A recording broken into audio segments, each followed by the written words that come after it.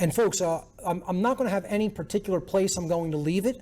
I'm just going to continue until 1, and then we'll take our break, and wherever I'm at, and pick up on the other side of the break. The next section is about the Nazis' secret police force, the Gestapo. The Gestapo, or Geheime Staatspolizei, the secret state police, was the official secret state police force of Nazi Germany.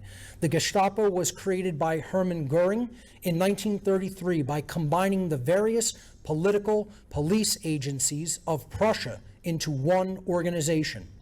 On April 20th, 1934, oversight of the Gestapo passed to the head of the Schutzstaffel, Heinrich Himmler, who was also appointed chief of German police by Adolf Hitler in 1936. So here you're seeing the further consolidation of power. The SA became less influential, and while the Gestapo continued its secret police activities, they were absorbed under Heinrich Himmler's SS. The SS ultimately ran everything within the Nazi Party. And we're going to see there was a secret order within the SS that almost certainly called all of the important shots. The Gestapo had the authority to investigate cases of treason, espionage, sabotage, and attacks on the Nazi Party. Laws passed by the Nazi government in 1936 gave the Gestapo carte blanche to operate without judicial review, in effect putting the organization of the Gestapo above the law.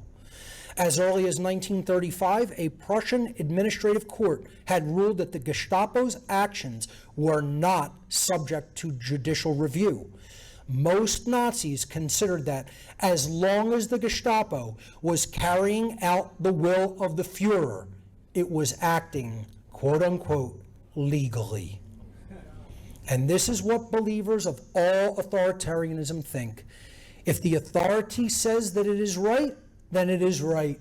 If the authority says that it is wrong, then it is wrong. And that, ladies and gentlemen, is moral relativism, one of the defining hallmark ideologies of Satanism. And I think that's a pretty good place to leave section 1. We'll pick up with section 2 at 2:30 p.m.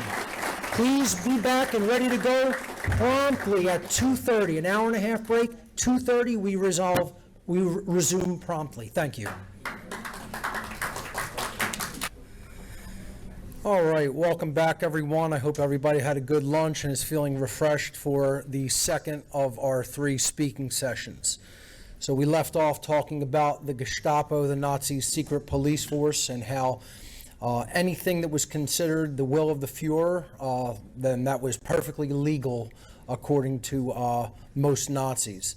The Gestapo committed widespread atrocities during its entire existence. The power of the Gestapo was used to focus upon political opponents, ideological dissenters, and above all, Jews. Those arrested by the Gestapo were held without judicial process, and most political prisoners simply disappeared while in Gestapo custody, never to be seen from again.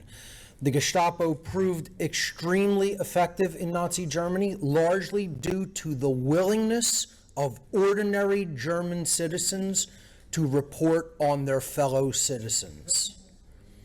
You know, without their support, the Gestapo would not have been as an effective secret police force. Joseph Goebbels was the chief